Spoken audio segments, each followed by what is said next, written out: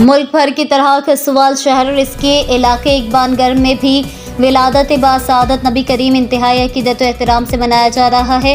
कसवाल शहर और इसके इलाके इकबानगर में भी जश्न ईद मिलादुन्नबी नहायत जोश जज्बे और अकीदत और एहतराम से मनाया जा रहा है। कसवाल में आशिकान रसूल की जानिब से मुख्तलिफ इलाकों से रैलियाँ निकाली गई। फिजा में हर तरफ लब्बैक या रसूल अल्लाह की सदा गूंज रही थी। रैली में आशिकान रसूल, बुजुर्ग, बच्चे सब ने कसीर तादाद में शिरकत की। आशिकान रसूल के लिए ठंडे पानी की सबीलें भी लगाई गईं। लंगर का भी वसी इंतजाम किया गया। मुख्तलिफ इलाकों से आई रैलियाँ जामे मस्जिद गल्ला मंडी में इख्तिताम पजीर हुई।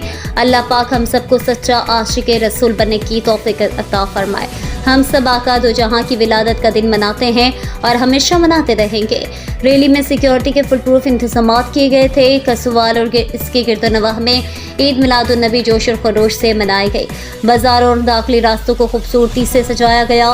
दुरूद सलाम पढ़ते हुए हज़ारों लोगों ने शिरकत की। कसवाल और इसके गिरदोनवाह में ईद मिलादुन्नबी जोश और खरोश से मनाई जा रही है।